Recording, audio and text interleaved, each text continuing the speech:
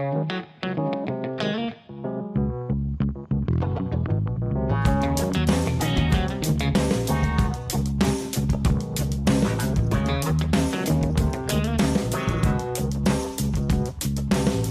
Guy, welcome back TV spoilers. Kane and Phyllis stepped out of the chaos with the kind of exhilaration that felt almost unreal. Like they had just stolen victory from a city that was trained to believe Victor Newman could never truly be beaten. In Genoa City, toppling Victor isn't simply business, it's a seismic shift in the ecosystem of power. The kind of moment that makes everyone who has ever bowed their heads suddenly breathe deeper, as if the air itself has changed. Phyllis was riding that high with a fierce, electric satisfaction because she understood the meaning of it better than anyone. This was the feeling she had always chased: control, dominance. The intoxicating certainty that she was no longer reacting to other people's moves, but shaping outcomes with her own hands. Kane, on the other hand, wore his triumph differently. He was far too calm, far too composed, as though this wasn't a climax at all, but merely a milestone on a colder, longer road he had mapped out long ago. To Phyllis, this should have been unstoppable. Together, her fearless hunger for impact fused with Kane's strategic cruelty. She had poured belief, effort, even pride into him, because he wasn't like the temporary allies Genoa City produced and discarded. Kane didn't just know how to manipulate, he carried hatred like an organ. Something essential and permanent, something that could fuel him without ever burning out.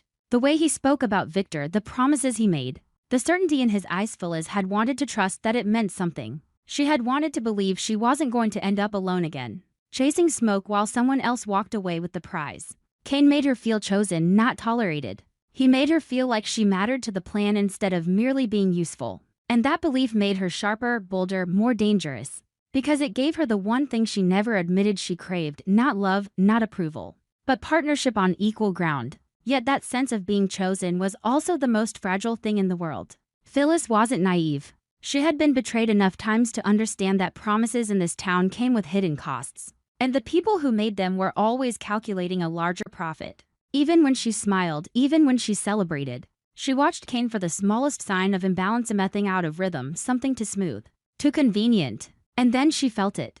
Not in a dramatic explosion, not in a direct strike, but in a subtle shift of direction. Kane's conversations about the next steps became vague in a way that made her skin tighten, like she was being asked to follow him into fog without being told where the cliff edge was. He no longer spoke with the obsessive focus of a man consumed by Victor Newman. Instead, he began to sound like a chess player who was already thinking 10 moves ahead, where every piece on the board existed to be sacrificed at the right moment.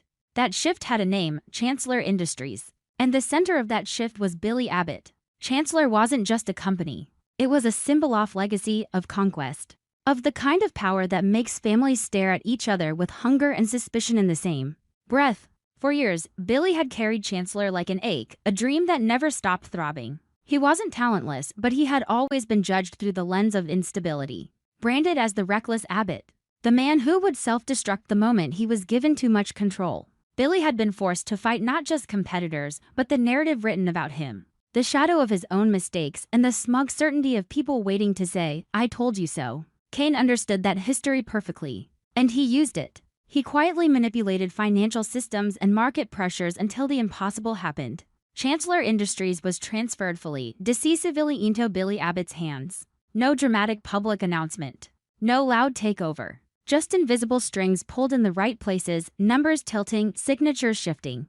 Power moving behind closed doors like a controlled detonation. The result slammed into Genoa City like a bomb. People weren't just shocked because Billy suddenly gained authority, they were horrified. Because it happened fast, clean, and beyond Victor's reach. The real question wasn't only why Billy was stronger. The question was who could possibly create a shift that massive, without Victor Newman stopping it in time. There was only one answer that made sense: Kane Ashby. And if this was a victory, it wasn't the kind achieved by someone who wanted applause. It was the victory of someone proving he could break the old order whenever he wanted, in silence, without warning, without permission. He wasn't merely moving pieces, he was rewriting the rules of the board. Billy received that power in a state that bordered on disbelief. Chancellor was the thing he had wanted for so long that it had shaped his identity, his ambitions, even his rage. But when it landed in his hands too neatly, too perfectly, Billy couldn't fully enjoy it. Genoa City didn't do gifts. If something arrived without blood on it, someone was planning to spill blood later. He looked at the control he now held like a crown placed on his head by unseen hands. and the crown felt heavy enough to bruise his neck already. Then Kane met with him privately, deliberately. The meeting wasn't a negotiation in the usual sense. Kane didn't arrive asking for a partnership. He arrived as if he had already decided everything, and Billy was simply stepping into a role designed for him. Kane admitted guilt for the trouble he had caused Billy in the past. But the confession didn't sound weak or desperate. It sounded controlled, like a man acknowledging a calculation error and correcting it with another, more impressive calculation. Kane offered Billy a path to his goal that was clean. That word hung in the air with unsettling weight. In a place like Genoa City, clean wasn't always reassurance. Sometimes it was the sharpest trap. If Billy didn't have a stain, someone else could create one and weaponize it when the time came. Billy wasn't easily convinced. He had lived through too many power plays to trust sudden generosity. But he couldn't deny what stood before him either: opportunity. The dream made real. He accepted Chancellor, yet his stomach still twisted with dread.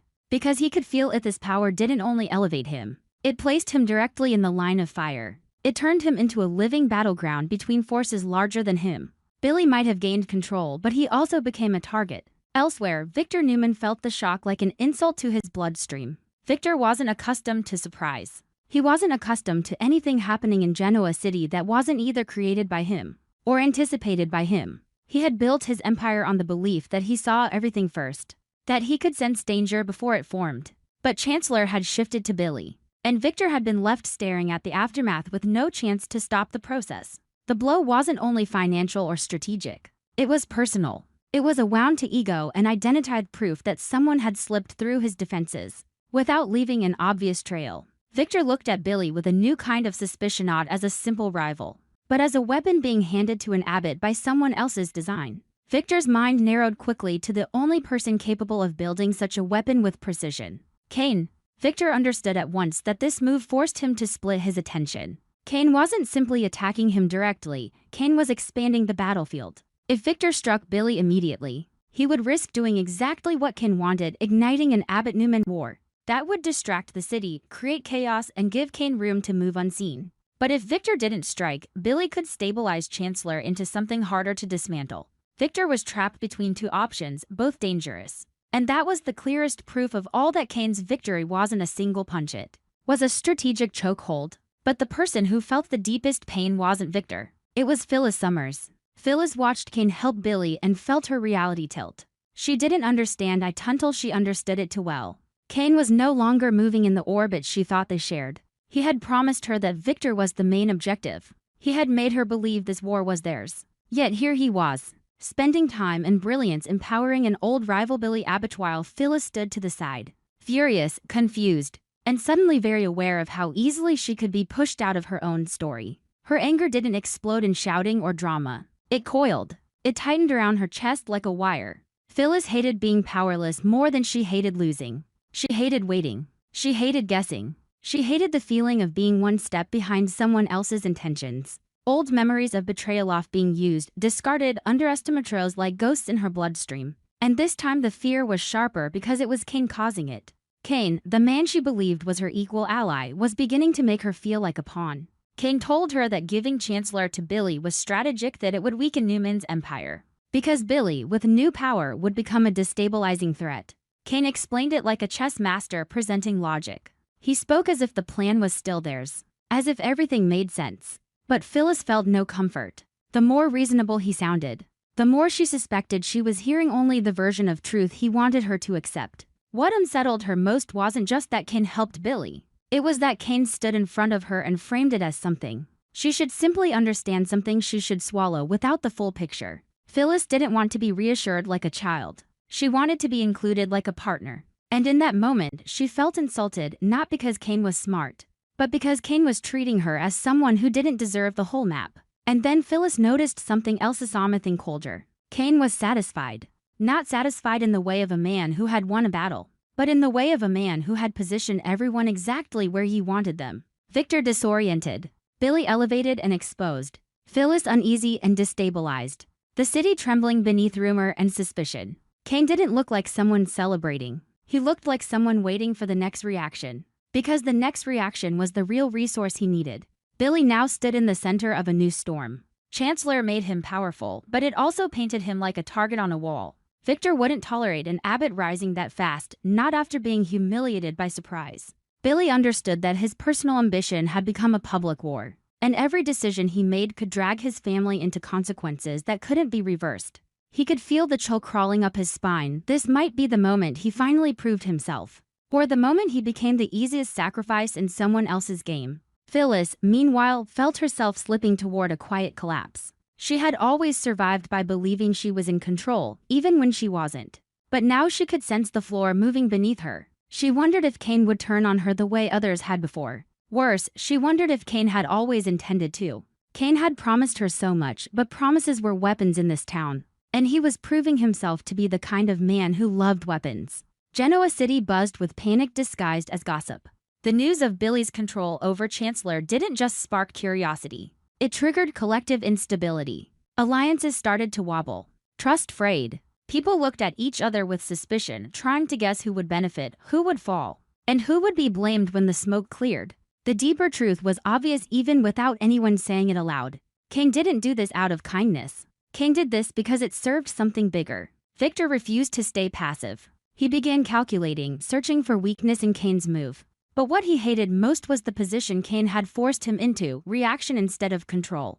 Victor could see the trap clearly, yet he still had to navigate it. That was Kane's brilliance, building a maze so tight that even the man who recognized it couldn't escape without choosing the wrong door. Phyllis began to feel a new fear clawing at her, fear of becoming irrelevant. Fear that Kane no longer needed her. If Victor's attention was now pulled toward Billy, if the battlefield expanded, then Phyllis might suddenly become a liability, to emotional, to questioning, to uncontrollable. She hated that possibility. She hated how much it echoed her past. And she hated that she didn't know how to stop it without exposing her vulnerability. Kane, still calm, still unreadable, watched the chaos as if it were a painting he had commissioned. He understood that once people were forced to react, they revealed themselves. Victor would reveal who he feared most. Billy would reveal whether he could withstand pressure. Phyllis would reveal whether she could remain loyal when her pride was bleeding. These reactions were not side effects, they were the true purpose. Kane wasn't simply moving against Victor. He was studying everyone, gathering information like ammunition. Phyllis stood in the silence of her own rising panic and realized something terrifying. The victory she believed she had won might have been an illusion. She thought they had defeated Victor. But if Kane could shift Chancellor without warning, if he could corner Victor into reaction, then Victor might not be finished at all. He might simply be delayed. And if Victor wasn't truly beaten, then Phyllis was still standing in the war zone, except now she had to wonder whether her closest ally was secretly her greatest threat. She didn't want to admit it, but a bitter truth began to take shape inside her. Kane was starting to resemble Victor in the most frightening way. Not loud power, not obvious dominance, but invisible control, moving people without asking, bending outcomes without explaining, making everyone feel like they had choices while guiding them toward the only path that served him. By the time night fell, the city still buzzing with uncertainty, Phyllis could feel the edge of collapse under her anger. Kane had promised her everything, yet he was now the man making her most afraid. And as she tried to decide whether to confront him, trust him, or betray him first before he betrayed her, Kane's satisfaction only deepened. Because he knew what Phyllis didn't fully see yet, this next move wouldn't simply shock Victor again. It would force Phyllis to choose a side before she had time to protect herself. And the moment Phyllis finally realized she might be a target, not a partner, was the moment Kane began preparing the kind of move that could erase every promise between them overnight, leaving her with nothing but the ruins of a plan she helped build. As the story edged toward its closing stretch, Phyllis began to realize that the rush of victory was quietly warping into something heavier, something that sat on her shoulders like a beautiful cloak stitched with threads that tightened every time she tried to breathe. She could still remember the exact sensation of standing beside Kane on the brink of a triumph that Genoa City was conditioned to believe could never happen. Victor Newman, finally reduced from an untouchable monument into a target they had managed to drag down through sheer nerve, calculation, and ruthless persistence. For a moment, it had felt like the world had shifted in her favor. But just as Phyllis reached for that moment, just as she tried to savor it, Kane began to turn in a direction she hadn't anticipated. And the move unsettled her more than any open confrontation ever could.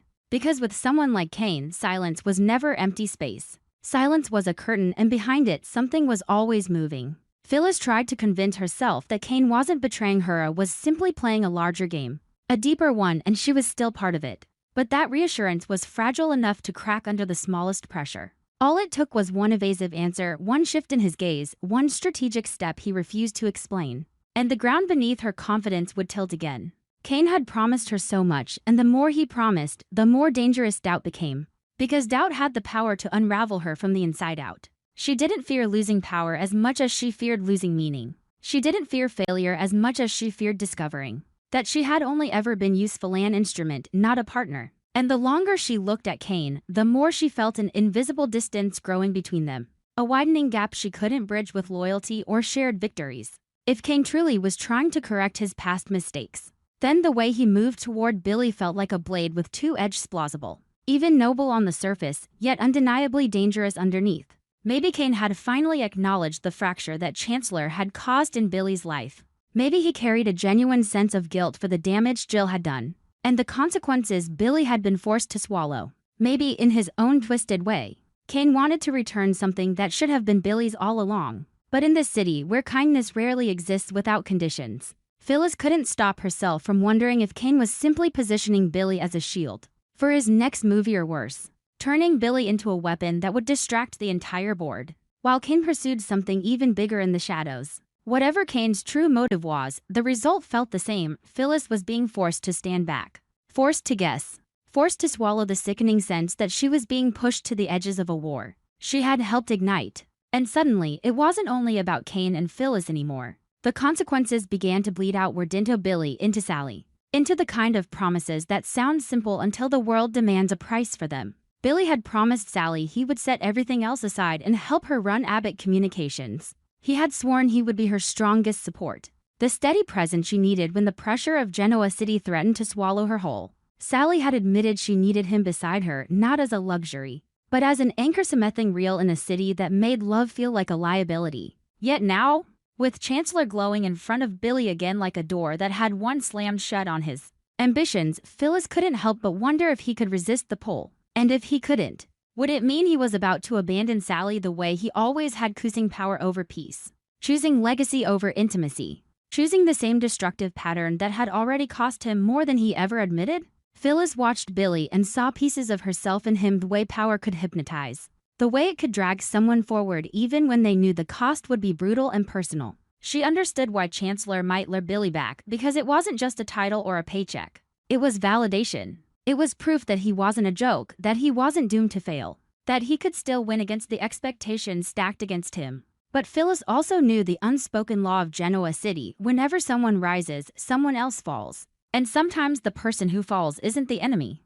Sometimes it's the one standing closest, the one who believed, the one who waited for a promise to be kept. Kane remained at the center of the storm, as always, but his calm only made him more unreadable, more impossible to trust. Phyllis began to question whether Kane truly saw her as an ally or whether she had only been the key he needed to unlock the first door in his war against Victor. She wanted to believe the fight they had shared meant something. She wanted to believe Kane couldn't be so cold as to discard the one person who had been willing to walk beside him through the most dangerous stretches of the road. But Kane had already proven that he could accomplish the impossible. And if someone can do the impossible in business, they can also do the impossible in loyalty. Maybe Kane would return Chancellor to Billy. Maybe he would step forward and repair the damage left behind by the AI program that had swallowed part of Newman's power. Maybe this really was about atonement. Maybe it was Kane's version of cleaning up the mess and restoring balance. But maybe the moment Kane placed Chancellor back within Billy's reach was the moment he lit a new fuse, forcing Victor to divide his attention, forcing Billy to choose, and forcing Phyllis to reveal the weakness she had spent her entire life burying. And if that was true, then the questions twisting inside Phyllis weren't paranoia at all. They were instinct. Survival. She didn't say it aloud, but something unfamiliar started forming in her chest, as though she were standing at the edge of a crossroads she wasn't ready to face. One path meant trusting Kane, believing he still needed her, believing she was still part of his victory. The other meant preparing for the worst, accepting that Kane's greatest talent wasn't simply winning, but moving forward without looking back, leaving everyone else to drown in the aftermath. And somewhere between those two options, Phyllis found herself thinking about Billy, about Sally, about how easily promises collapse when power gets involved. She wondered if anyone truly changed in this town, or if people only repeated the same cycles under different names in different circumstances, pretending the outcome might somehow be new.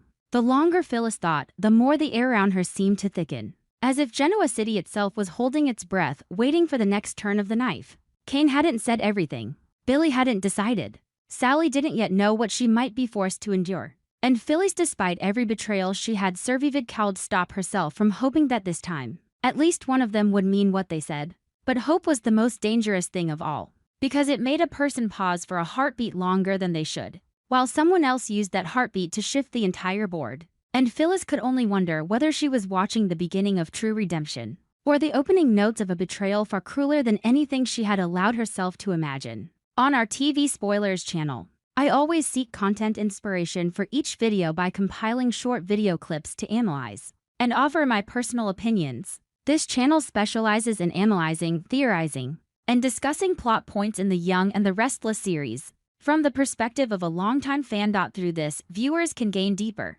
more objective, and more interesting perspectives. Subscribe to the channel to stay updated on the latest news about the Young and the Restless series.